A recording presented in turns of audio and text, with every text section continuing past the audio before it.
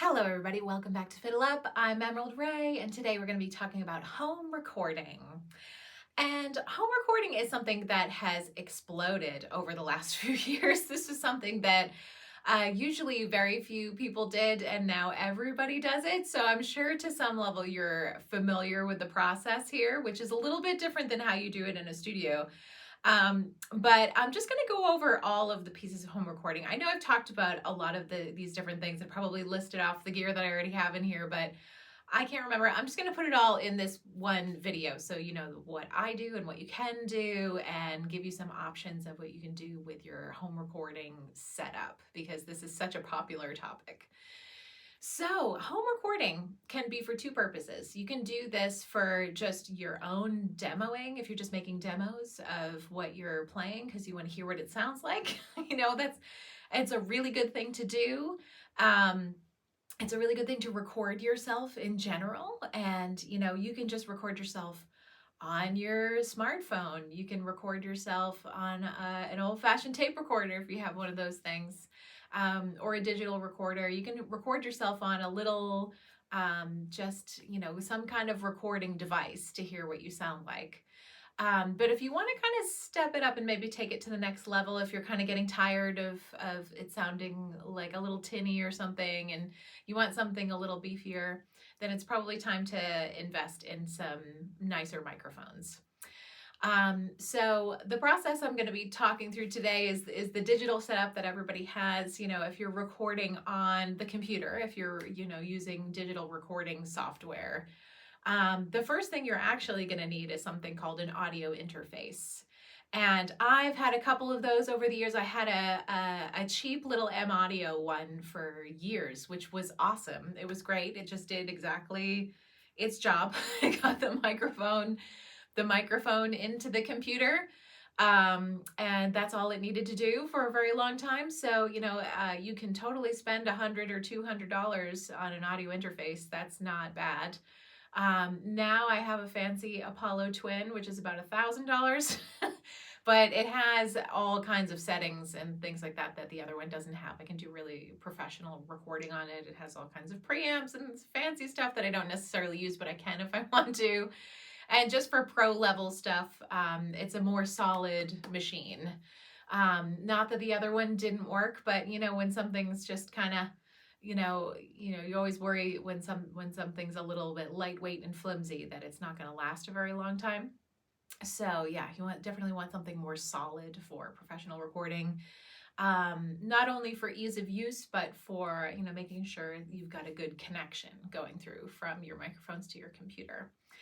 So, if you have a computer, you're also going to have, tons of software at your disposal, just tons and tons. And I am, a Pro Tools user, but that is very industry standard and fancy for doing most home recording. Most people who do home recording don't use Pro Tools, I don't think.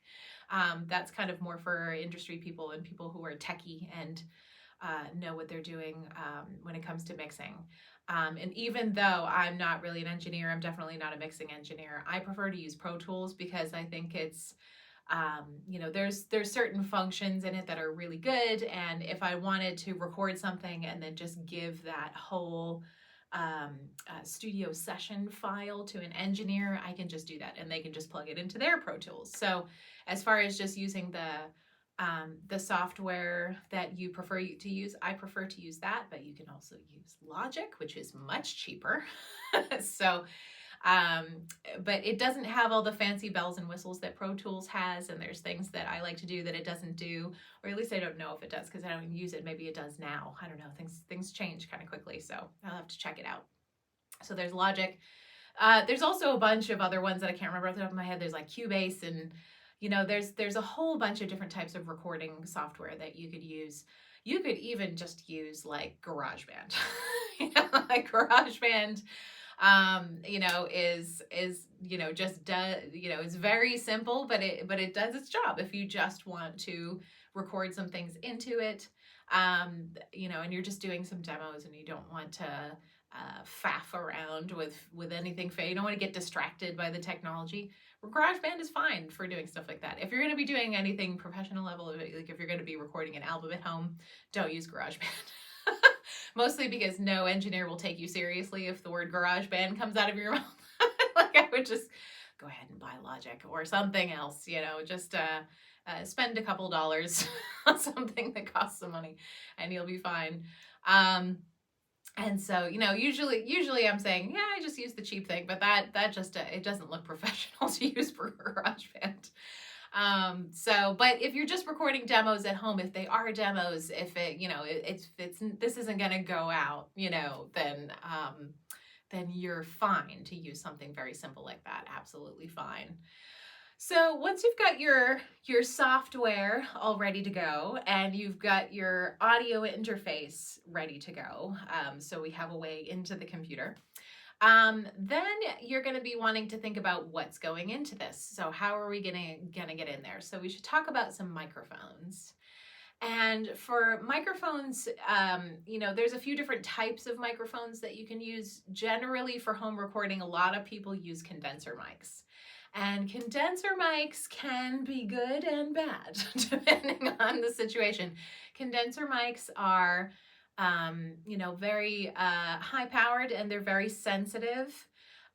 So, if you spend a lot of money on a very fancy, high powered condenser mic, you're going to be picking up stuff from outside that you didn't even know was happening.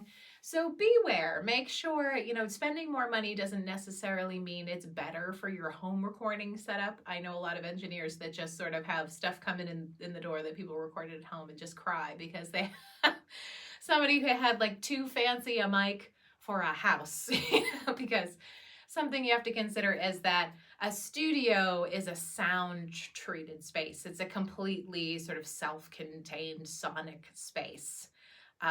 Usually they go in and build the walls different so sound doesn't get in. So when you're in a recording studio, you're kind of in a sound bubble. You're in a sound tank. And the walls are, they call it sound treatment, but, the walls are usually oddly shaped. And that's because you don't actually want a box. You want the room to be not a square, so that the sound doesn't bounce around too much. What you're trying to get rid of is the flutter effect and all kinds of weird things that can happen in the room. You want to make sure the room is tuned, so that it's, the room is sounding nice and it's not giving you any sort of bad effects or weird echoes or things like that. So generally a studio, spend a lot of time, tuning the room, making sure you have, a very nice neutral space to work from, and maybe have some air and some headroom and some natural reverb. That's always really nice to have in a studio. So you can have a fancy pants mic that can pick up, somebody breathing in the next the next room over. You can have a mic that is that sensitive in a studio. At home, it's gonna be picking up stuff that you don't want to pick up. It's gonna be picking up the lawnmower 5 miles away. There's just gonna be all kinds of extra noise that you don't actually want. So I'm not saying don't use condenser mics. I'm saying maybe not the super fancy, very powerful ones, because there's some cheaper models that are really good, that have, pick up plenty of information from what's just around them, but isn't like trying to, isn't trying to get things that it doesn't need. One mic that I really love that I used a lot when we were all on lockdown was my Audio-Technica 2035, and that's just a nice large diaphragm microphone, and I use that for a ton of live stream recording. It's great. It's a really solid, decent $250 mic, and I even heard that like Billie Eilish, who's a famous pop star, recorded her first few singles or something like that with that microphone, because it's just like you can just kind of hold it in your hand and she can just, because her brother who she works with, they were just coming from the home recording land too, and then they blew up on social media and all that kind of became very super famous. And now they have studios and stuff, but when they were doing the home recording thing, when they were just putting singles out from their house, they were using the same mic that I love to use. So, you know, things like that are much better. Dynamic mics, which are not as fancy, but, you know, really great for general purpose use, you know, just like that mic that you see on every stage, that Shure 58 microphone with the silver top. That is a great microphone for recording at home. And, you know, you can use that for vocals, you can use that for instruments. That is actually, you know, a lot of, you know, engineers that you may be working with for mixes, if you've done home recording, they might actually prefer you use that over the fancy pants condenser mic that's picking up too many things. So you want to make sure that, you know, you have a microphone that's not picking up too little and not picking up too much, but is just exactly the right mic for the right space. So, you know, and depending on where you want to go from there, you know, what your price point is, you know, you can just kind of do a bunch of research and work that out. If you have friends or favorite artists who do a lot of home recording, you might just ask them what they're using. You know, ask other fiddle players what they're using. And, you know, just kind of try, you know, you could even try out a friend's microphone and see if you like it, or if you might want to try something else.